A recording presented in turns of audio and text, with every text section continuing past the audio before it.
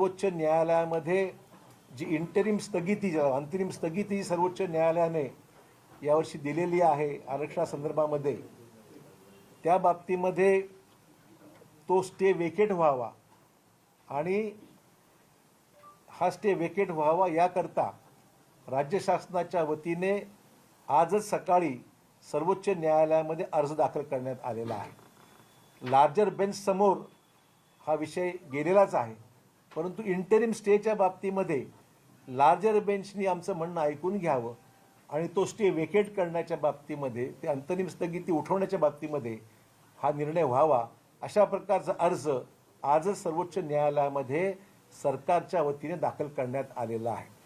त्यावर chief justice समोर हा विषय जाईल, त्यातून मग ते जे निर्णय घेतील त्या अनुषंगाने पुढील कारवाई जी काय अपेक्षित त्या पद्धतीने सरकार आपली बाजू मांडेल। तत्पूर्वी जी उद्भवलेली परिस्थिती लक्षात घेता मराठा समाजातील विद्यार्थी असतील, युवक असतील, त्या सर्वांना दिलासा देण्याच्या दृष्टिकोनातून अन्य पर्याय काय काय आपल्यासमोर उपलब्ध आहेत यावरही आज मंत्रिमंडळामध्ये सखोल चर्चा झाली आणि त्या सखोल चर्चेच्या अनुषंगाने राज्याच्या मंत्रिमंडळाने आज निर्णय घेतले, जे मी आपल्या माध्यमातून लोकांपर्यंत पोहोचवण्याचा प्रयत्न करणार आहे। पहिला निर्णय असा आहे की आर्थिकदृष्ट्या दुर्बल घटकांसाठी, म्हणजे EWS जे आपण म्हणू, आर्थिकदृष्ट्या दुर्बल घटकांसाठी असलेला लाभ जो आहे तो SCBC प्रवर्गातील उमेदवारांना देण्यात येईल। आतापर्यंत जे चॅनल बंद होतं मध्यंतरी, कारण दोन्ही बेनिफिट मिळून अशा पद्धतीचा तो विषय होता, परंतु आता इथे स्थगिती मिळाल्यामुळे ज्या सवलती आर्थिक दुर्बल घटकांसाठी EWS मध्ये ज्या देण्यात येत होत्या त्याचा लाभ आता SCBC प्रवर्गातील उमेदवारांना देण्यात येईल। त्याचबरोबर राजश्री छत्रपती शाहू महाराज शिक्षण शुल्क शिष्यवृत्ती जी आहे, ही योजना पूर्वी SCBC विद्यार्थ्यांसाठी लागू करण्यात आली होती, ती तशीच आता EWS मध्ये असलेल्या विद्यार्थ्यांना लागू करण्यात येईल। राज्य शासनाने या वित्तीय वर्षासाठी 600 कोटी रुपयांचा निधी मंजूर केलेला आहे या शिष्यवृत्तीकरता। ज्यादा निधीची आवश्यकता भासल्यास त्याची सुद्धा तरतूद अधिक करता येईल। त्यानंतर डॉक्टर पंजाबराव देशमुख वसतिगृह निर्वाह भत्ता योजना पूर्वी SCBC प्रवर्गासाठी लागू होती, ती तशीच आता EWS मध्ये असलेल्या विद्यार्थ्यांकरता सुद्धा लागू करण्यात येईल। त्यासाठी 80 कोटी इतकी तरतूद करण्यात आली आहे। यासाठी पूर्ण निधी उपलब्ध करून देण्यात आलेला आहे। ज्यादा निधीची आवश्यकता असेल तर त्याची सुद्धा तरतूद निश्चितच केली जाईल। त्याचबरोबर उच्च व तंत्र शिक्षण विभागामार्फत डॉक्टर पंजाबराव देशमुख वसतिगृह निर्वाह योजना जी आहे ती शासकीय व इतर इमारतीमध्ये आर्थिकदृष्ट्या दुर्बल घटकातील विद्यार्थ्यांकरता वसतिगृह चालवण्याकरता नोंदणीकृत संस्थांना देण्याची योजना राबवण्यात येते। ही योजना अधिक गतिमान केली जाईल। ती मधल्या सरकारने जाहीर केलं, पण प्रत्यक्षात त्याच्यामध्ये फार गती आली नाही। आता त्या योजना सुद्धा विद्यमान सरकारकडून त्याला गती देण्यात येईल। त्याच्या ज्या अडचणी असतील त्या दूर करून कालबद्ध कार्यक्रम आखून त्यांना त्या योजनेला गती देण्यात येईल। त्याचबरोबर सारथीच्या बाबतीमध्ये भरीव निधी व मनुष्यबळ उपलब्ध करून देण्यात येईल। सारथी संस्थेने या वर्षाकरता 130 कोटीची मागणी केलेली आहे, ती त्यांना देण्यात येईल आणि त्याच्यापेक्षाही जास्त निधी जर लागलं त्याच्यापेक्षाही जास्त निधी निश्चित देण्यात येईल। अण्णासाहेब पाटील आर्थिक मागास विकास महामंडळाकडे बेरोजगार तरुणांना व्यवसायासाठी आर्थिक मदत देण्यात येत आहे। यासाठी भाग भांडवल म्हणून 400 कोटी रुपये हे वाढवण्यात आलेले आहेत। त्यालाही जादा निधीची गरज असेल अण्णासाहेब पाटील महामंडळात, तो सुद्धा देण्याची भूमिका कॅबिनेटने स्वीकारलेली आहे। तरतुदीपेक्षा जास्त आवश्यकता ती पण देण्यात येईल।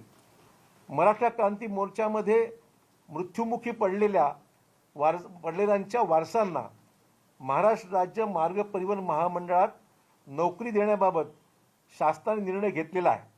त्याप्रमाणे कारवाई करण्यात येत आहे। प्रस्ताव जसे प्राप्त होतील त्यामधून 1 महिन्याच्या आत, शासनाकडून अडचण काही नाही, परंतु काही लोकांचे वारसा हक्काचे विषय आहेत, कोणाच्या नावाने नोकरी देणे असे काही विषय त्यांच्याकडे असतील, त्यालाही मार्ग कायदेशीर बघावा लागेल, परंतु त्यांना 1 महिन्याच्या आत परिवहन महामंडळामध्ये रुजू करून देता येईल। त्यानंतर मराठा क्रांती मोर्चामध्ये आंदोलकांवरील दाखल करण्यात आलेले गुन्हे मागे घेण्याची कारवाई सध्या सुरू आहे. आज मिती शासनाकडे फक्त 26 प्रकरणं प्रलंबित, बाकी सर्व प्रकरणं मार्गी लागलेली, all cases have been withdrawn. आता ज्याच्यामध्ये पोलिसांवर हल्ले झालेले आहेत, गंभीर प्रकरण आहेत, तो विषय वेगळा. परंतु नॉर्मल कोर्समध्ये मोर्चा काढण्यासंदर्भातले जे काही गुन्हे दाखल झालेले आहेत ते बहुतांश मागे घेतले. तर फक्त 26 प्रकरणं प्रलंबित आहेत, ते सुद्धा 1 महिन्याच्या आत मागे घेण्यासंदर्भातली कारवाई ही पूर्ण करण्यात येईल. तर हे महत्त्वाचे निर्णय हे घेण्यात आलेले आहेत. आणि SCBCच्या प्रवर्गामध्ये बसणाऱ्या लोकांचे सर्टिफिकेट लागतात, त्याला जे काही प्रोसेस आहे त्याला कुठलाही बाधा येणार नाही यासाठी सरकारने निर्देश दिलेले आहेत की त्याला सर्टिफिकेट देण्याची प्रक्रिया आहे. खरं म्हणजे शासनाने असा कुठलाही प्रतिबंध केला नव्हता, परंतु खालच्या पातळीची जरा योजना जी आहे, सर्टिफिकेट किंवा जी काही प्रक्रिया आहे ती थोडी थंडावली होती मधल्या काळामध्ये. तर त्यांना क्लिअर इन्स्ट्रक्शन्स आहेत की SCBCच्या प्रवर्गामध्ये ज्या काही अटी शर्तीमध्ये बसणारे जे लोक असतील त्यांना SCBCचं प्रमाणपत्र संदर्भातली जी काही प्रोसेस आहे ती जलद गतीने त्याचा निपटारा व्हावा आणि सर्टिफिकेट्स त्यांना SCBC देण्यात यावी. अशा प्रकारचे हे जवळपास 9 निर्णय आज राज्य शासनाच्या मंत्रिमंडळाने आज सर्वसंमतीने एकमताने घेतलेले आहेत. सर, प्रामुख्याने आपण EWS लागू करण्याचा निर्णय घेतलेला आहे. अनेक लाभ EWSचे मराठा समाजातील विद्यार्थ्यांना दिले जातील, पण यापूर्वी या सगळ्या विद्यार्थ्यांनी किंवा नोकरीसाठी इच्छुक विद्यार्थ्यांनी SCBCचं सर्टिफिकेट काढलेलं आहे, प्रमाणपत्र काढलेलं आहे. आता पुन्हा त्यांना नव्याने EWSचं प्रमाणपत्र काढावं लागेल. असं SCBCच्या संदर्भात नोकरी विषयाचा जो प्रश्न आहे, सुप्रीम कोर्टाने स्पेसिफिक त्याच्यामध्ये काही गोष्टी नमूद केलेल्या आहेत, ती तपासण्याची कारवाई सध्या सुरू आहे. मग ते नोकरीच्या बाबतीमध्ये असो किंवा ॲडमिशन्सच्या बाबतीमध्ये असो, हा जो विषय आहे तो सुप्रीम कोर्टाच्या ज्या जजमेंटमुळे काही प्रश्न नव्याने समोर आलेले आहेत ते तपास अजून त्याच्यामध्ये निर्णय व्हायचा यासाठी, कारण त्याच्यामध्ये काही लीगल इश्यूज आहेत ते तपासून त्याच्यामध्ये सुद्धा सकारात्मक भूमिका घेण्याची सरकारची तयारी आहे. प्रमाणपत्र काढावं लागेल का? नोकर भरती या ठिकाणी जाहीर केल्या आहेत, त्यांना मराठा आरक्षणाचा लाभ मिळणार नाही. आता असं आहे की आता जोपर्यंत इंटरिम आदेश आहेत, आता सगळ्या गोष्टीचा सर्वंकष विचार करून ज्या गोष्टी शक्य आहेत ते जवळपास 9 मुद्द्यांवर निर्णय आज झालेले आहेत. आणि जसे जसे इतरही विषय आमच्यासमोर येतील ते सुद्धा सुप्रीम कोर्टाचा निर्णय आणि राज्य मंत्रिमंडळाच्या कक्षेमध्ये येणारे जेवढे विषय आहेत ते जसं जसं येतील त्यामध्ये सुद्धा वेळोवेळी सरकार निर्णय घेते. सर, EWS प्रमाणपत्र लवकरात लवकर मिळावं यासाठी काही सूचना दिल्या जातील का? कारण आता बरेच शैक्षणिक प्रवेश सुरू झालेले आहेत, विद्यार्थ्यांनी मराठाचं म्हणजे SCBCचं प्रमाणपत्र काढलेलं आहे, ते सुद्धा ताबडतोब देण्याची आम्ही प्रक्रिया केलेली आहे. आणि SCBC सर्टिफिकेट असेल की EW संदर्भातली जी कारवाई असेल त्याला सुद्धा विनाविलंब तातडीने ते हे करावे, लोकांनी पेपर सबमिट करावे, तातडीने ते सुद्धा मार्गी लावण्यात येईल.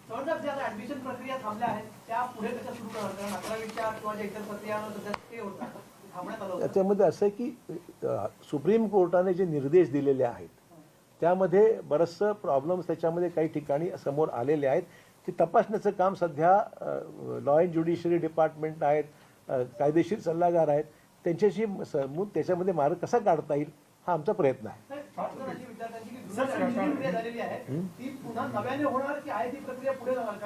आता हा निर्णय अजूनही प्रलंबित आहे त्या बाबतीमध्ये सरकार, कारण शेवटी कसं आहे सुप्रीम कोर्टच्या ऑर्डर्स ज्या आहेत अकॅडमिक इयर बऱ्याच ठिकाणी म्हटलं आहे त्यांनी, त्या ऑर्डर्समध्ये अकॅडमिक इयर 20-21चा उल्लेख काही ठिकाणी आहे. त्याच्यामुळे याचे इम्प्लिकेशन्स काय आहेत हे तपासून घेऊनच निर्णय घेणं उचित होईल, कारण त्यातून परत नवीन काही विषय निर्माण व्हायला. थँक्यू. मराठा आरक्षण को मिलने वाला जो लाभ था वो सुप्रीम कोर्ट में आने तक उसको ESW में देखिए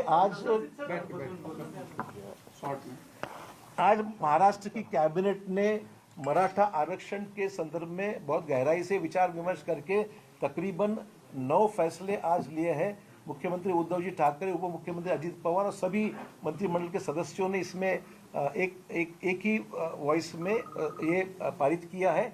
और सबसे पहले तो बात ये है कि आज सवेरे सुप्रीम कोर्ट में स्टेट गवर्नमेंट की ओर से इंटरिम स्टे जो सुप्रीम कोर्ट ने दिया है इस आरक्षण के संदर्भ में, उसको वेकेट करने के बारे में आज अर्ज दाखिल किया है सुप्रीम कोर्ट में. अब वो चीफ जस्टिस के सामने जाकर लार्जर बेंच की तरफ रिफर करने के बारे में जो हमने विनती की उसका फैसला चीफ जस्टिस के सामने होने की उम्मीद है, हमने उसको दर्ज किया है. अब लीडर ऑफ अपोजिशन को कंसल्ट किया गया है, सभी राजनीतिक दलों को कंसल्ट किया गया है।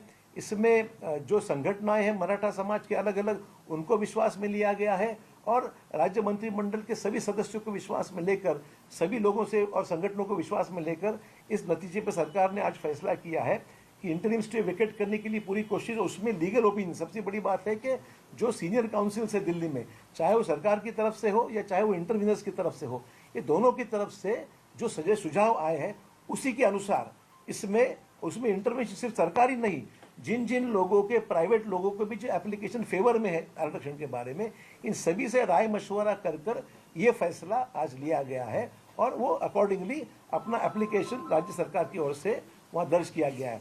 अन्य बातों के बारे में जो मैंने जिक्र किया है, इकोनॉमिकल वीकर सेक्शन में जो चीज़ों का आज अंतर्भाव है वो आज एससीबीसी को ये सभी लागू हो जाएगा, जिसमें आप जो कहेंगे कि उसमें एससीबीसी को जो लाभ दिए गए हैं, फिर वो छत्रपति शाहू महाराज शिक्षण जो अपनी स्कॉलरशिप का विषय है, फिर ये हॉस्टल्स का विषय है, फिर इसके बारे में अन्य जो आप सारथी का विषय है, अन्ना साहब पाटिल आर्थिक महामंडल का विषय है, ये सब इश्यू को जहाँ जहाँ एससीबीसी को फायदा था, अभी वही हम लोग ईडब्ल्यूएस में उसको हम लोगों ने ये फैसला किया कि ईडब्ल्यूएस के सभी चीज़ों को वहाँ पर उसके अंतर्गत उसको बेनिफिट देना चाहिए।